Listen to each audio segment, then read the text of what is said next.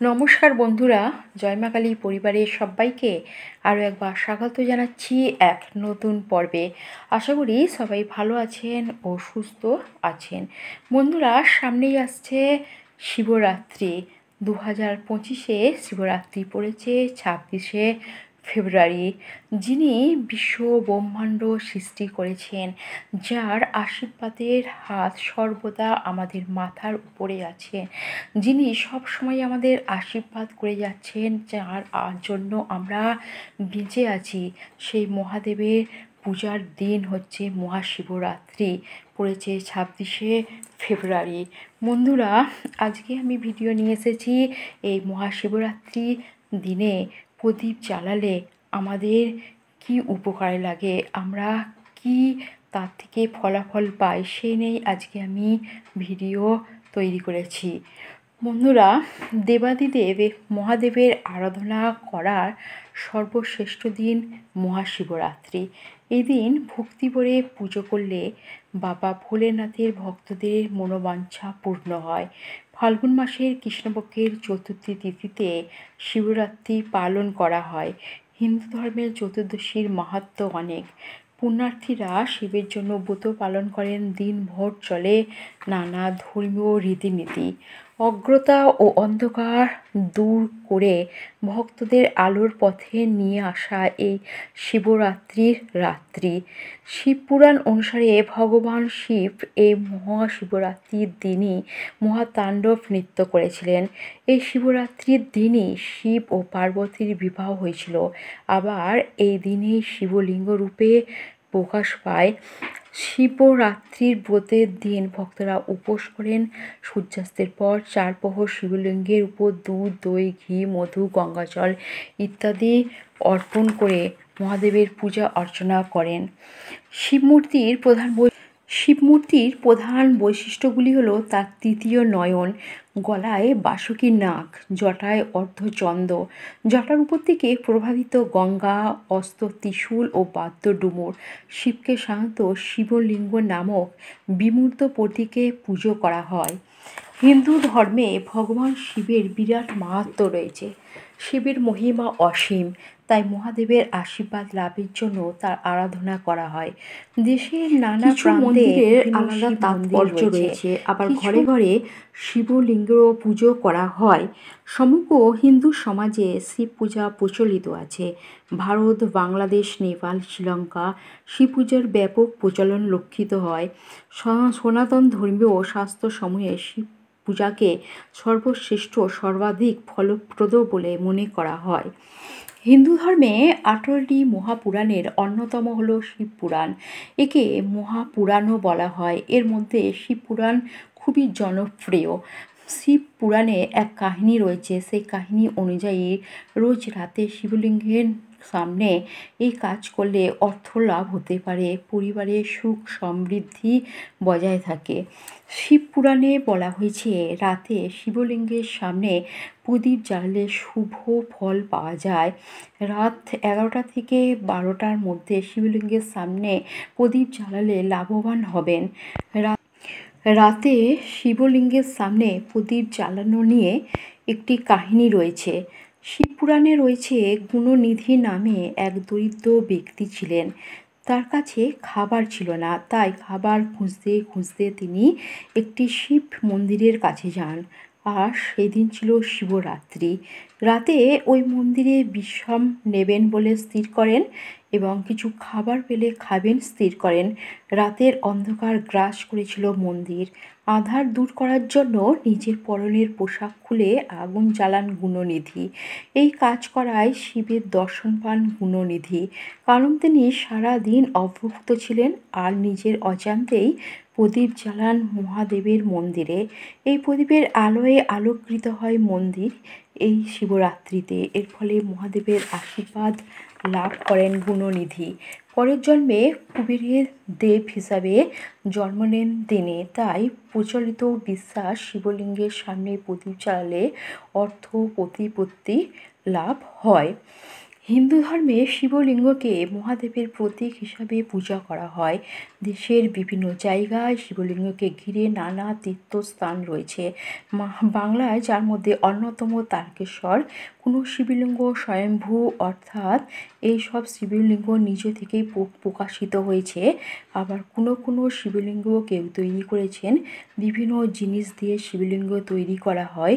ফুল, রূপো, স্ফটিক, তামা, ব্রোঞ্জের শিবলিঙ্গ পাওয়া যায়। প্রতিটি শিবলিঙ্গের পুজোর ফল আলাদা হয়। বন্ধুরা, অনেকেই শিবের ব্রত রাখেন, উপোস করেন, শিবের মাথায় জল ঢেলে ব্রত ভাঙেন, ঘরেও মহাদেবের পূজা করেন। বন্ধুরা, শিবলিঙ্গের বিশেষ কিছু নিয়ম রয়েছে। মহাদেবের পুজোয় প্রদীপ জ্বালালে কী হয় সেটাই বলছি, জেনে নিন। জ্যোতিষ মতে শিবের পূজায় সর্ষের তেল, ঘি অথবা কর্পূর দিয়ে প্রদীপ জ্বালাবেন।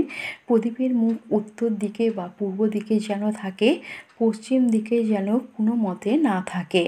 মহাদেবের পুজোয় আরতির সময় কখনোই শঙ্খ বাজাবেন না, ঘণ্টা বাজাবেন। শুদ্ধ বস্ত্র পরে ভক্তি ভরে শিবের আরাধনা করলে শুভ ফল পাওয়া যায়। বন্ধুরা, কালো বস্ত্র পরিধান করবেন না, সাদা বা লাল বস্ত্র পরিধান করবেন, এটা শুভ বলে মনে করা হয়। বন্ধুরা, পিতলেরও প্রদীপ জ্বালাতে পারেন কিংবা মাটিরও প্রদীপ জ্বালাতে পারেন। শিবের মাথায় কিভাবে জল ঢালবেন? জ্যোতিষ মতে শিবলিঙ্গে জল ঢালার সময় কখনোই পূর্ব দিকে মুখ করবেন না। শিবলিঙ্গে জল ঢালার সময় আপনার মুখ যেন উত্তর দিকে থাকে। স্টিলের পাত্রে জল নিয়ে শিবের মাথায় জল ঢালবেন না। তামার পাত্র বা ব্রোঞ্জের পাত্রে জল নিয়ে শিবলিঙ্গে জল ঢালবেন। ডান হাতে পাত্র ধরে শিবলিঙ্গে জল ঢালা শুভ। ওই সময় আপনার বাঁ হাত যেন ডান হাতকে স্পর্শ করে। জল ঢালার সময় ওং নমঃ শিবায় মন্ত্রটি উচ্চারণ করবেন। জলে অবশ্যই মধু, গঙ্গা জল, দই, ঘি, শক্কর বা চিনির দানা, গাঁজা পাতা সব মিশিয়ে নিয়ে জল ঢালবেন। শিবরাত্রিতে আপনি সাত্ত্বিক আহার করবেন। ওই দিন ফল খেতে পারেন, ফলের জুস খেতে পারেন। শিবরাত্রিতে মিষ্টি আলু খেতে পারেন। আর যারা একেবারে নির্জলা উপোস করতে পারবেন না, চা, কফি, দুধ, দই খেতে পারেন। এছাড়া লুচি খেতে পারেন, ফল খেতে পারেন। আর যারা উপোস করবেন তারা এদিন চালের তৈরি মানে ভাত খাবেন না, রসুন, পেঁয়াজ, মাছ, মাংস খাবেন না। বন্ধুরা, আর আর্থিক উন্নতির জন্য শিবলিঙ্গের কাছে ঘিয়ের প্রদীপ জ্বালান, এতে ধন সম্পদ লাভ করতে পারবেন। বন্ধুরা, মহাশিবরাত্রির দিন বাড়িতে একটি ছোট্ট শিবলিঙ্গ আনতে পারেন। যথাযথ আচারের সঙ্গে পূজার পরে ওটি স্থাপন করবেন, এতে আপনার দারিদ্র্য দূর হবে। মহাশিবরাত্রির উপবাস দিন জল বা কাঁচা দুধ, আকন্দ ধুতরা এবং গোটা চাল ইত্যাদি শিবলিঙ্গকে নিবেদন করবেন। এর সঙ্গে আপনি সন্দেশ বা কিংবা বাতাসা এবং কোনো ফল, আপেল, শসা এবং বেল অবশ্যই আপনি নিবেদন করবেন এবং ওম নমঃ শিবায়। বন্ধুরা, মহাশিবরাত্রির দিন আপনার ব্যক্তিগত সমস্যা থেকে মুক্তি পেতে গেলে কি করবেন বলি। ভগবান ভোলানাথ অত্যন্ত দয়ালু ও দয়ার সাগর। আপনি যদি আন্তরিক চিত্তে শিবের পূজা করেন এবং শিবের লিঙ্গে বেলপাতা, গাঁজা, ধুতরা, দুধ, জল সহ অর্পণ করেন, তবে আপনি ব্যক্তিগত সমস্যা থেকে মুক্তি পাবেন এবং ভগবান শিবের কাছ থেকে আকাঙ্ক্ষিত ফল পেতে মাঝরাতে ভগবান ভোলেনাথের শিবলিঙ্গের কাছে প্রদীপ জ্বালান, বেলপাতা নিবেদন করুন, এতে শুভ ফল পাবেন। আগেই বললাম, মহাশিবরাত্রির দিন বাড়িতে একটি ছোট শিবলিঙ্গ আনতে পারেন। যথাযথ আচারের সঙ্গে পুজোর পরে এটি স্থাপন করবেন, এতে দারিদ্র্য দূর হয়।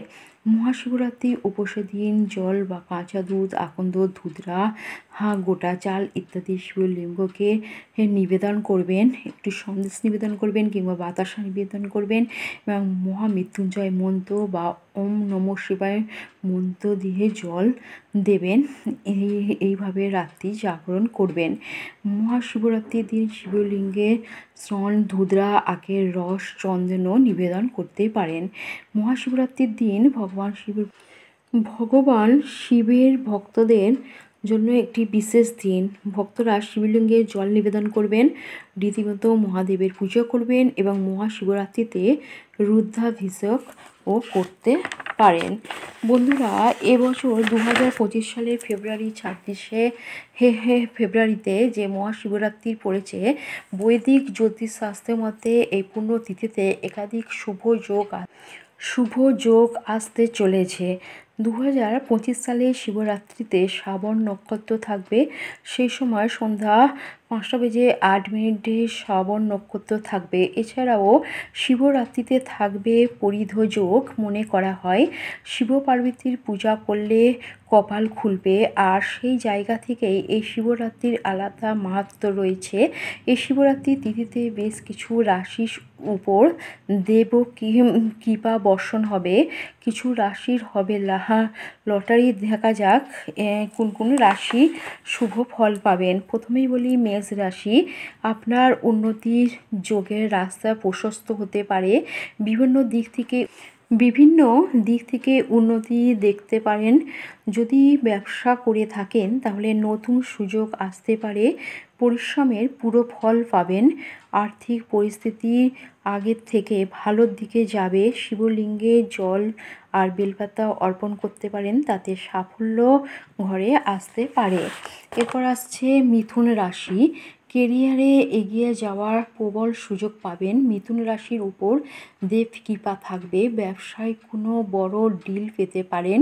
এই ডিল থেকে বাড়তি লাভ পাবেন। দীর্ঘদিন ধরে আটকে থাকা কোনো কাজ সম্পন্ন হবে, তাতে আগামীতে লাভ হবে। শিবরাত্রির দিন দেবতাকে কালো তিল অর্পণ করুন, মনের ইচ্ছা পূরণ করতে পারেন। এরপর আসছি সিংহ রাশি। মহাশিবরাত্রির আর্থিক রূপে শুভ ফল দিতে পারে। টাকা রোজগারের নতুন সুযোগ পেতে পারেন। কোনো ঋণ থাকলে তা মিটে যাবে, ব্যালেন্স বাড়বে। এই সময় গাড়ি বা সম্পত্তি কেনার কথা ভাবতে পারবেন, সেই ইচ্ছাও পূরণ হবে। দাম্পত্য জীবনে খুশি আসবে। অবিবাহিতদের ভালো বিয়ের যোগ তৈরি হবে। এই শিবরাত্রি পুজোয় মহাদেবকে মধু অর্পণ করতে পারেন, তাতে পেতে পারেন সাফল্য। বন্ধুরা, অবশ্যই শিবরাত্রির দিন শিব পার্বতীর পূজা করবেন। আর আজকে এই পর্যন্তই আমি বললাম শিবরাত্রির কিছু কথা। কোন কোন রাশি সাফল্য পেতে চলেছেন, প্রদীপ জ্বালালে কি ফলাফল পাবেন, সবই নিয়ে আজকে বললাম। বন্ধুরা, একটি সাবস্ক্রাইব করবেন, বেশি বেশি করে শেয়ার করবেন, লাইক করবেন এবং আপনাদের ভালোভাবে শিবরাত্রি কাটুক এই বলে এখানে ভিডিও শেষ করছি। সবাই ভালো থাকুন, সুস্থ থাকুন।